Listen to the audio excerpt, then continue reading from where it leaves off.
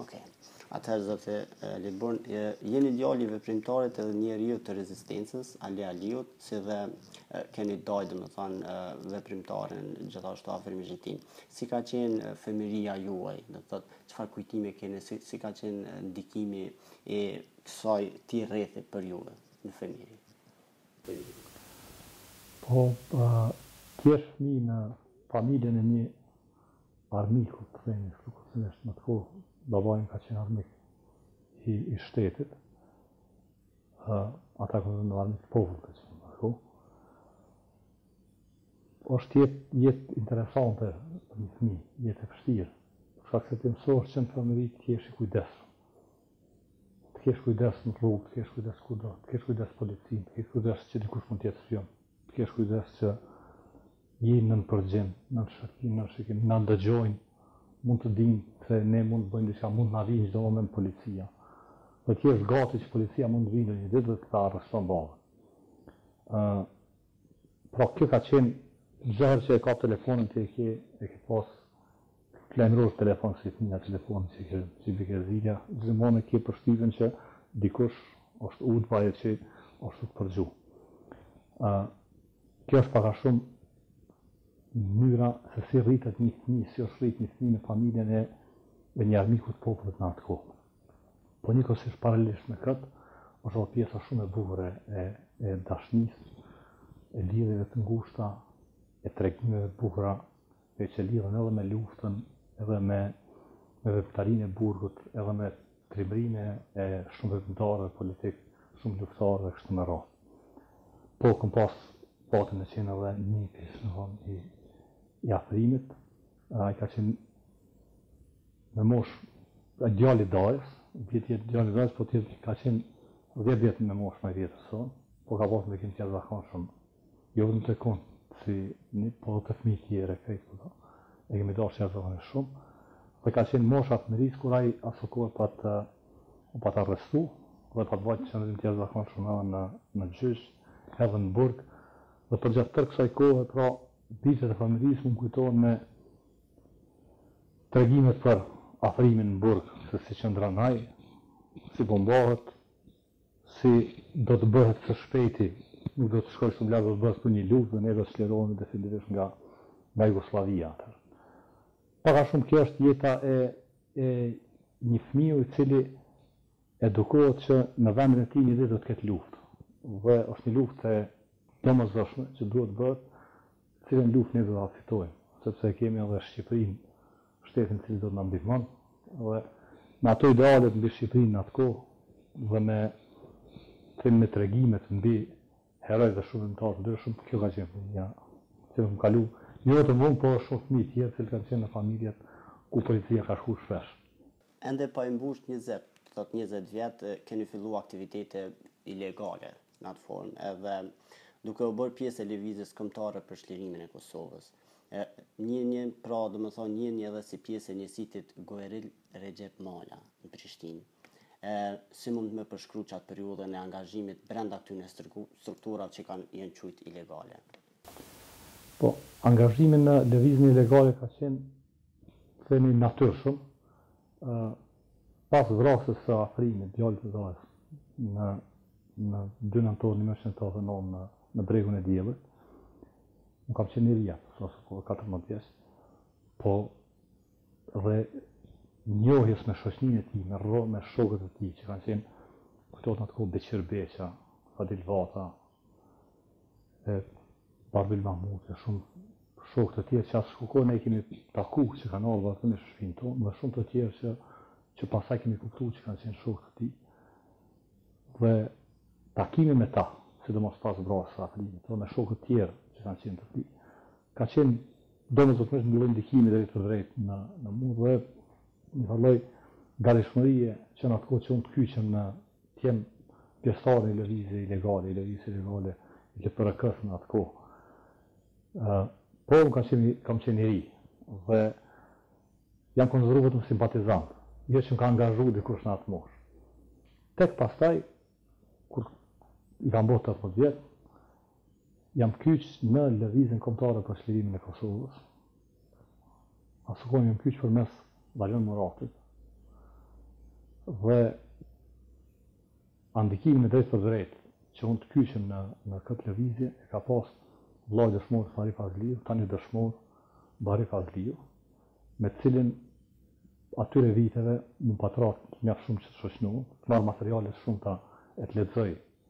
Përgatitesh, kishim asi materiale fletushka të vogla, ka qenë materiale propagandistike të lëvizjeve ilegale të viteve 80, libra të ndryshëm për heroj të ndryshëm, pastaj dokumentacion të ndryshëm të shkrimet të ndryshëm mbi organizimin se si duhet bëhet, të dëshmorëve të tjerë që kishin shkruar Muj Berishës, Recep Malës. Dhe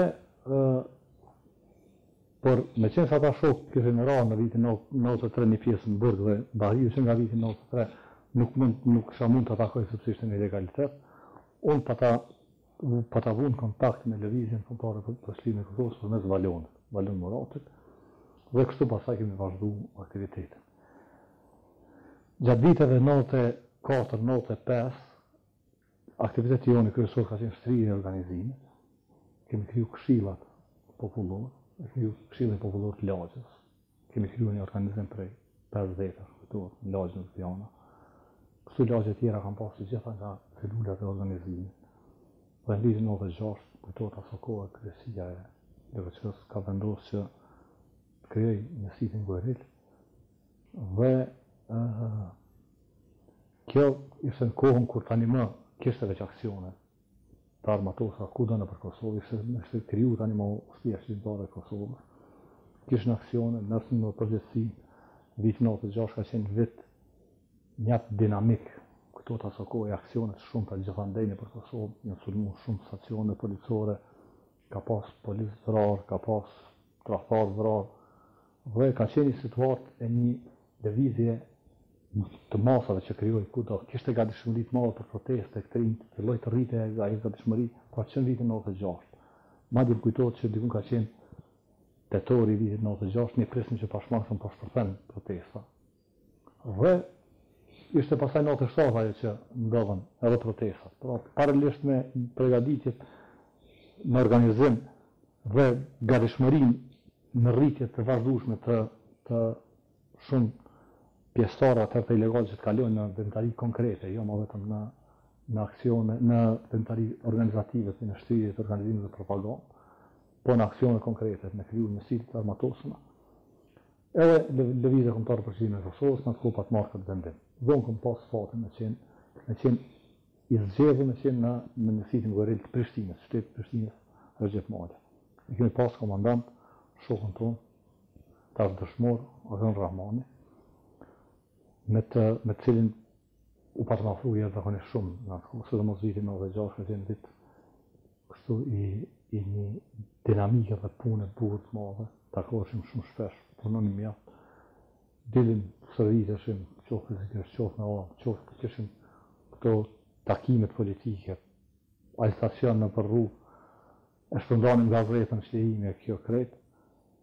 Po ky aktivitet mjaft i dendën që ka qenë edhe pa mundë në mos vjen sy. Kështu që vitin 97 ka qenë viti kur ne u zbulum si grup dhe u arrestum mirë po, fatmirësisht jo të gjithë, një pjesë e vogël e atyne të shokëve që vepronin rrallën burg, pjesa tjetër vazhdoi dhe vazhdoi në Tari. E kam këtë një pjesë për 97-ën, dhe më thanë një një arrestu në 97-ën, me akuzë për bashkim edhe veprimtari armiqësore, terrorizëm e cënim të identitetit territorial. Dhe më thanë, u dënut me 9 vjetë burg. Edhe, dhe më thanë, ishit veç 22 vjetë. Qysh e keni përjetuar atë pjesë? Po, unë jam arrestu në vitin 97, bashkë me shumë shokë të tjerë që kanë qenë pjesëtarë të lëvizjes kombëtare për Bashkimin e Kosovës.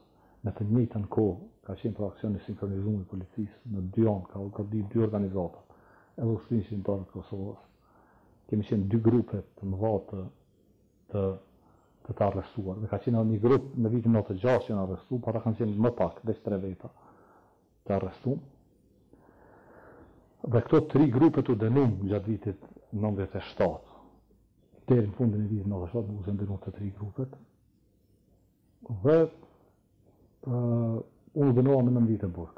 pra ka qenë bashkim parlamentaria armiqësore në 1936, lidhë me nenin 117 të nenin integritetit territorial dhe nenin 125 terrorizm. Përpiqeshin që pjesën e njësisë zgjuaril ta lidhin me terrorizmin.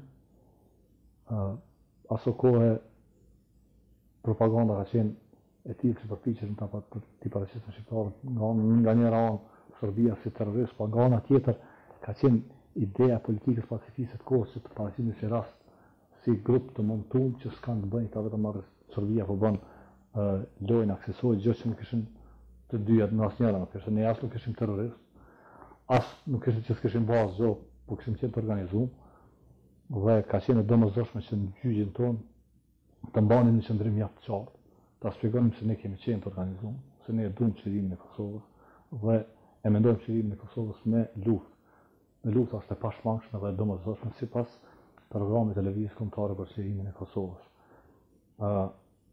Kjo ka qenë qëndrimi ynë aso kohë në gjykat, i cili mendoj se e ka ndihmuar i ka dhënë hap zhvillimit të lëvizjes, afirmimit të organizimit ilegal në Kosovë në atë kohë dhe organizimit të grupeve të armatosura në atë kohë. Tash po kalojna afër deri te lufta, domethënë jeni kanë edhe nga të mbijetuarit e njohës prej masakrave më të mëdha, domethënë burgun e Dibravës. Sigurisht keni edhe kujtime jo të mira në asaj kohe. Në atë kohë, tash neve na rastisi se të ishim gjitha të grupet, pastaj takoheshim të gjithë në burg. Për mu, pjesa e burgut nuk ishte diçka e re, e kisha ndëgju. Tani vetëm po e përjetoja. Po kisha ndëgju ton kohën se çka është burgu. Prej babës, prej shokëve të babës, prej afrimit, prej shokëve të tij, tregimit ndryshme mbi burgun. Dhe unë tash vetëm po e përjetoja atë njëjtën që kisha pas rast me ndëgju. Ishim, themi me fat, që ishim shumë shokë dhe jashtëzakonisht të gjithë me qëndrime mjaft të qarta politike, të vendosur, të vetëdijshëm për këtë ndalimin e tyre dhe pse kanë rënë në burg, pse çka kanë bërë. Dhe rrjedhimisht kjo ka bërë që të gjithë të qëndrojnë fort. Burgosën përgjithsisht kanë pas moral jashtëzakonisht lartë. Në këtë pikë Serbia nuk ka mundë asnjëherë në asnjë situatë të thyejë të burgosën politikë shqiptare në Serbi. Unë mendoj që kjo ka qenë jashtëzakonisht një pjesë e rëndësishme e luftës tonë. Pra Serbia e ka pa vendosmërinë e shqiptarëve edhe përmes burgosën që i ka marrë përmes qëndresës tyre që i ka bërë nëpër burgje. Pas fillimit luftës, ne fillimisht një grup u transferuam në Dubrovë e pastaj në Mitrovicën e Sremit. Mitrovicën e Sremit janë transferuar të gjithë burgosët që kanë pas kryesisht në atë kohë, ato grupet e para që kanë pas bënë kryesisht drejt me qeçun në terrorizëm, dhe grupe tjera të cilat kanë qenë të përfshira në asnjë mënyrë që këto ato grupe pastaj ishin drejt të lidhura me luftën e armatosur më vonë. Pra u bën një grup prej deri në fundin e vitit 90, themi deri në prill në vitin 99, kemi qenë rreth 45 veta në Mitrovicën e Sremit. Të tjerë, burgosën tjerë janë shpërndarë nëpër mishë, nëpër burgje tjera.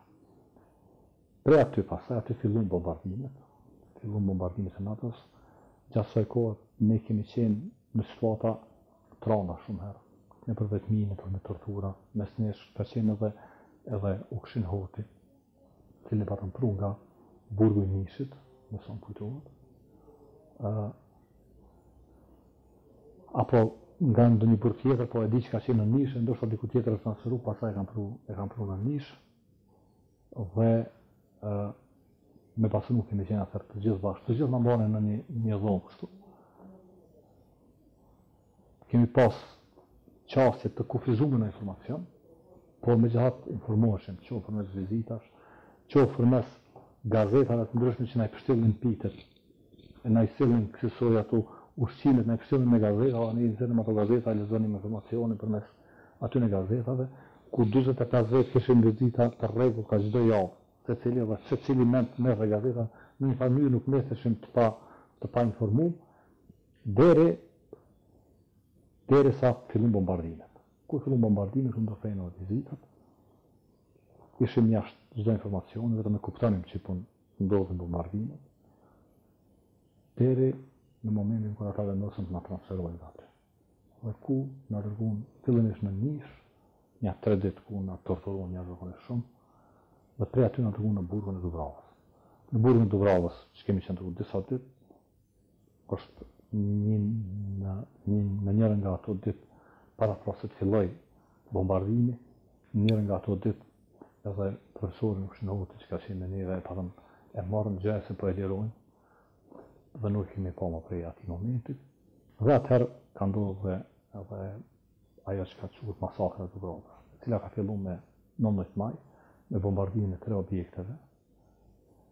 Në fakt të 2 objekteve brenda kompleksit të burgut të Dubravës, dhe në datën 21 në një bombardim tërë ditën, pastaj në datën 22 dhe 23 ku paramilitarë dhe ushtarë të serbë dhe policët që ishin aty bashkë me të burgosun, të armatosën, pastaj gjujt drejt nesh me të gjitha ato që i kanë pasur në dispozicion, ku janë vrarë përmbi 160 të burgosun, janë plagosur përmbi 500 të tjerë. Kemi kam pas fatin të shpëtoj. Sigurisht kam pas fatin shumë të tjerë sot të mbjelltuarit që të shohin vdekjen realisht. Ta kenë vdekjen shumë pranë, të des shoku pranë dhe të mos kesh fakt çka ti bos. Shumë të ne plagosë kanë vdekur të mos pas mundësi që për një mjek adekuat, një kërë që do të shpëton të jetën për shkak gjardirës kanë humbi jetën. Dhe kësaj është kërëmërisht në masakrën dhe masakrën më të mëshme që ka ndodhur në periudhën e luftës në Kosovë, është ajo e burgut të Dubravës, e cila është një masakrë që ka mbetur në kujtesën dhe do të mbetë për jetë në kujtesën secilit prej burgosëve. Nuk mund të harrohet, jeton secili me masakrën e Dubravës. Nuk mund është mos me e mendu ndonjëherë masakrën e Dubravës dhe shokët që të kanë mbetë në atë burg, dhe gjitha të tmerët që i kemi përjetu dhe i kemi pa.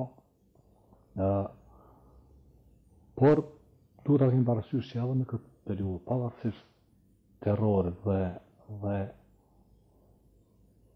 kësaj dhune të shfrenume të Serbisë që ka bën ndaj nesh, ose dhune mizore ndaj nesh, prapë burgosët shqiptarë në këto kushte kanë qenë jashtëzakonisht të fortë moralisht. Të vetëdijshëm që pas këtij bombardimi do të çlirohemi, do të vi tjetër kohë. Nuk do të jetë më Serbia në Kosovë. Dhe kjo është diçka që ne nuk e prisnim,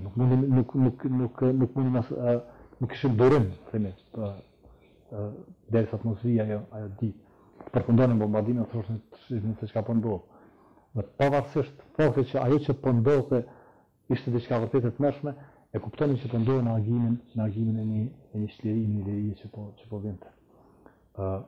Me përfundimin e masakrës së Dubravës jemi transferuar të gjithë, fillimisht në Lipjan, pastaj me përfundimin e luftës krejt, nga aty na kanë çuar në burgun e Nishit, ku ka marrë burgun deri në vitin 2001. Në marsën e vitit 2001 jam liru, mbrapa me i kam lënë shumë shokë të tjerë të cilët kanë qenë të akuzuar drejt për terrorizëm. Por jo me nenin 136, që është Bashkim Përëndimtaria Armiqësore, por për terrorizëm drejt. Ne ishim disa që akuzonin për Bashkim Përëndimtaria Armiqësore, por që lidhej me terrorizëm. Pra ishim bashku që të bënim terrorizëm, ndërsa të tjerë akuzoheshin që kanë kryer drejt për drejt. Zakonisht kemi pas bëjmë një grup shokësh që kemi pas që kanë pas dënime mjaft të larta dhe të gjithë këta kanë qëndruar pastaj edhe një vit tjetër në burg deri në vitin 2002, deri në marsën e vitit 2002. Në marsën e vitit 2002 të gjithë të burgosurit që kanë qenë në Serbi janë liru dhe të burgosurit ordinar që kanë qenë për vepra tjera në sjellën Kosovë, pra që kanë qenë nga Kosova. Kjo ka qenë para shumë është periudha e burgut. Ndryshe jo njihni tash edhe si themeluesi i lëvizjes të dosës, njëri prej themeluesve, cilat janë kanë idetë nismetare, pra ç'është konceptu fillimet e saj, ç'është erdhë nevoja me fillu një organizatë tillë, cilat ishin domethënë sfidat gjatë kësaj rruge. Po, gjatë periudës pas luftës dhe qëndrimit në burg, ne param pas rast pastaj të shohim të gjithë dokumentet e nënshkruara dhe rezolutën 1244 dhe të shohim pak a shumë gjendjen në Kosovë. Dhe në gjithë ato dokumente Kosova ende shihet si pjesë e Jugosllavisë. Ende lihet një mundësi lidhje me Jugosllavinë në atë kohë. Përveç asaj, Kosova sundohej nga një administratë e huaj, e cila nuk buronte nga vullneti i qytetarëve, në anë tjetër ishte imune ndaj qytetarëve të Kosovës, nuk përgjigjej para ligjeve. Kësaj në thelb ishte një lloj padrejtësie. Dhe me qenë se kishin të bënin me Serbinë, për ne ishte aso kohë e mjaft e qartë që Kosova do të jetë në një situatë mjaft të rëndë, pavarësisht që e kemi përfituar pjesën më të rëndë të luftës, po drejtmesh do të kemi situatën e cila mund të na fuste në një rrugë e cila me tentativë të na kthej ka Serbia prapë. Dhe me shumë prej shokëve kemi konsideruar që patjetër që kur dalim prej burgut nuk do të ndalet venditaria. Do të ketë nevojë sërish që të jemi aktiv. Jo domosdoshmërisht me parti politike, me zgjedhje, me kështu, po që do të ketë nevojë për organizim qytetar. Kjo tani më ishte mjaft e qartë për të gjithë ne. Se si do të bëhej ajo, dhe si do të realizohej organizim nuk ishim hyrë në aso hollësi. Pra, ideja që unë do të jem pjesë e një organizimi politik kur dal, dhe se puna nuk është kryer, duhet vazhdojnë të punohet, e kom pasur që në burg. Pastaj, pas lirimit nga burgu, në mbirum vitin 2001, kom qenë në kontakt me shokët që i kom pasur të LGCK-s. Pas në fund të atij viti është liruar dhe Albini.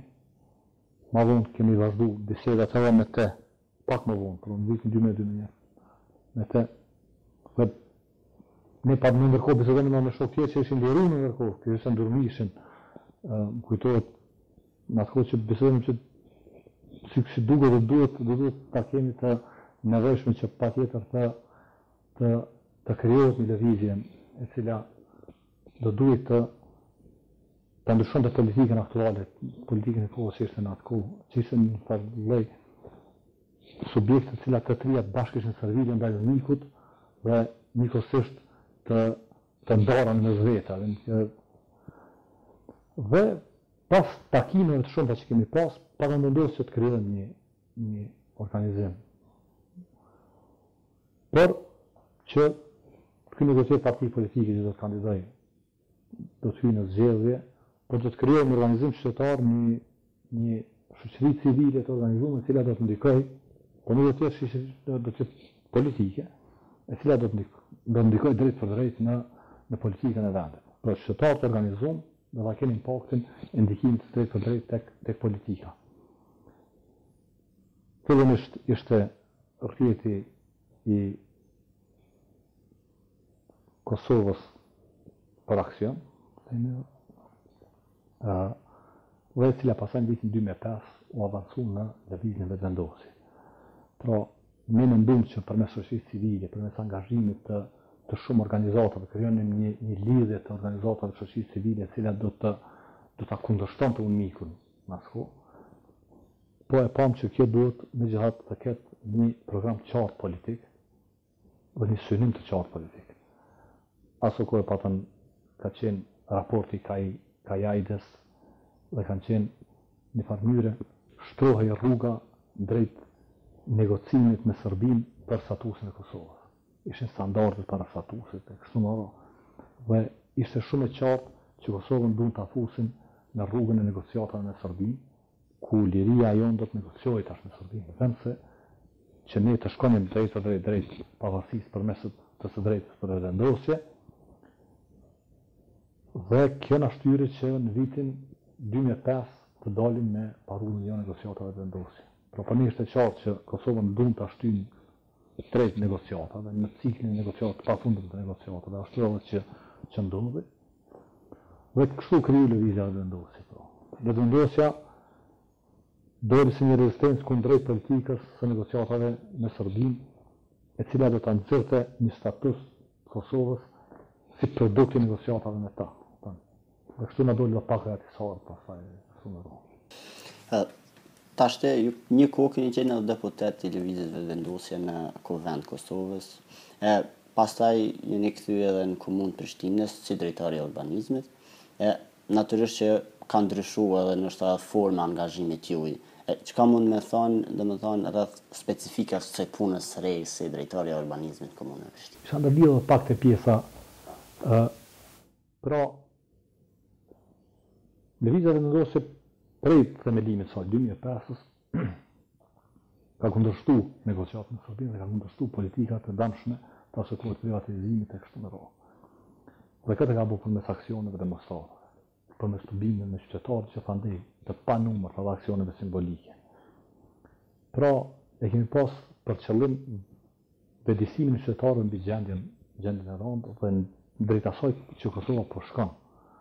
Shumë prej qytetarëve nuk e kanë besuar që vërtet po ndodh. Ajo që ne thonim i duke interesante, por nuk konsideronin që e para, edhe nëse është ashtu nuk mund të ndalet, dhe e dyta, mbasa nuk është ashtu. Jo, ne po jetojmë mirë, po shkojmë duke po shkojmë kështu drejt jetës më të mirë.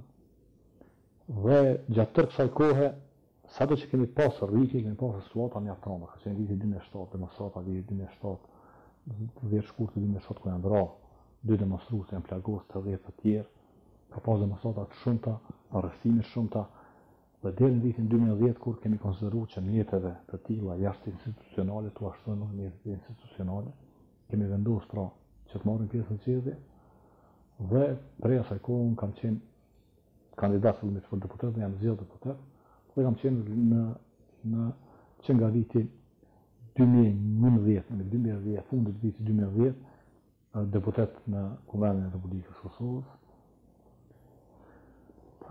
deri kur në komunën e Prishtinë në mbajtën zgjedhjet lokale në vitin 2013 dhe lëvizja vendosje fiton komunën e Prishtinës.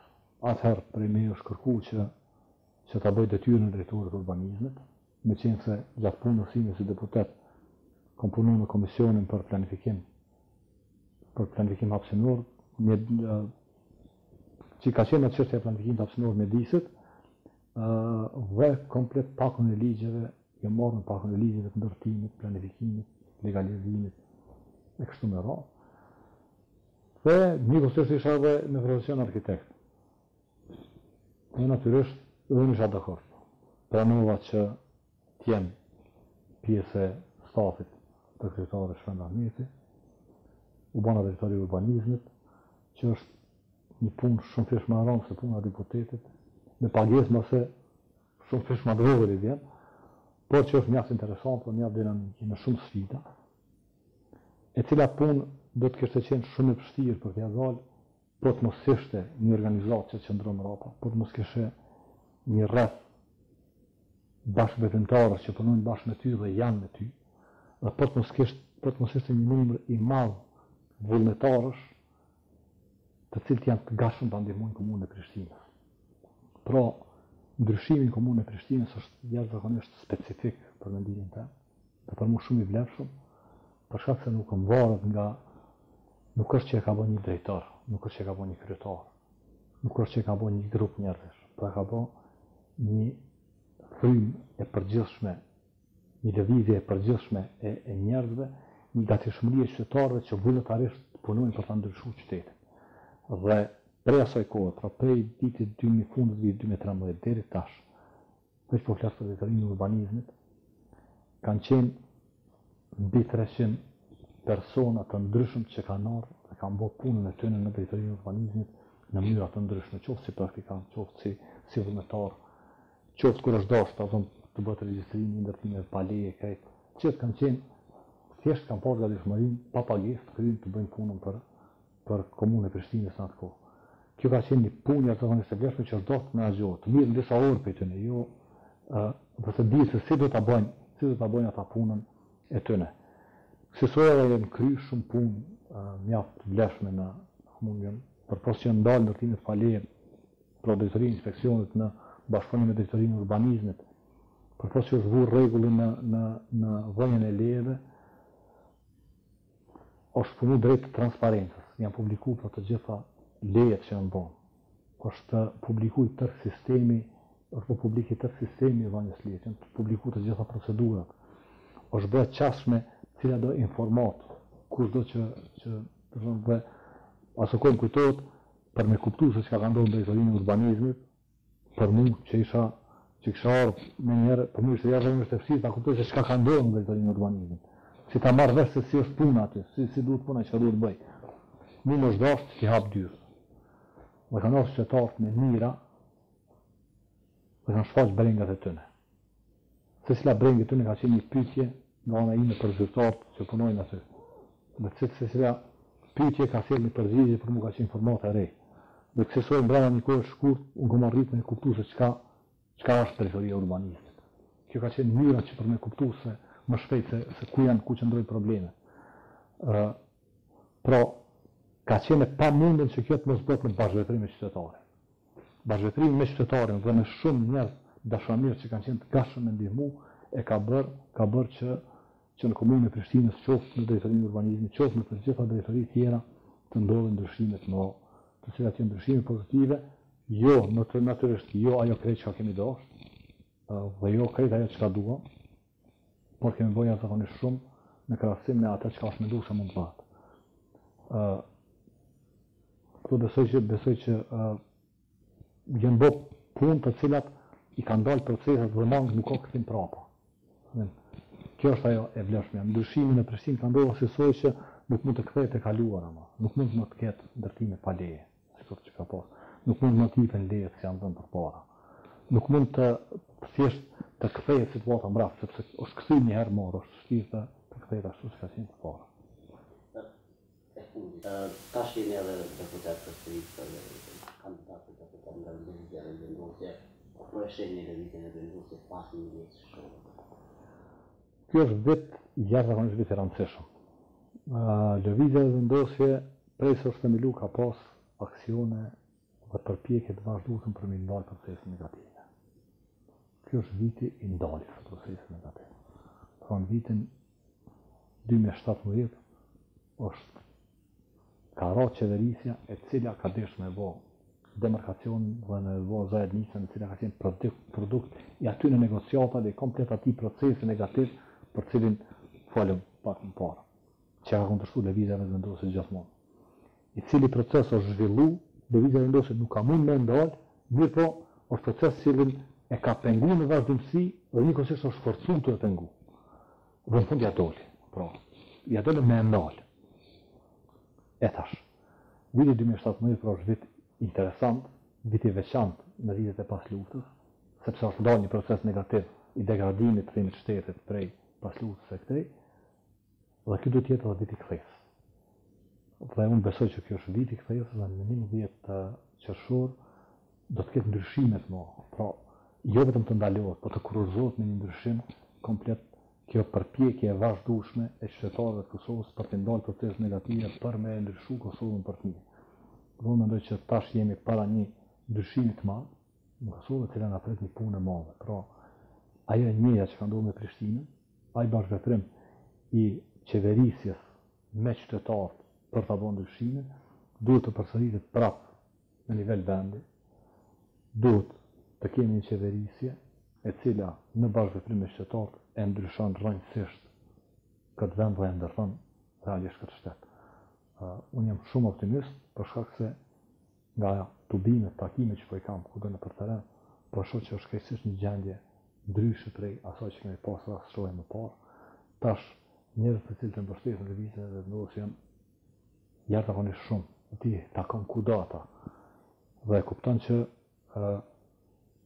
kjo punë e cila është bërë do të mund të kurorëzohet me këtë ndryshim të shpejtë tash këtë vit me këtë muaj shtator. Pra unë pres që me 11 qershor të ndodhë ndryshimi në Kosovë, që politika deri tani me negociatave me Serbinë dhe koncesionet vazhdueshme me Serbinë të ndalohet një herë për gjithmonë, t'i kthehemi qytetarit dhe të fillojmë të ndërtojmë një shtet për qytetarët e Kosovës. Faleminderit.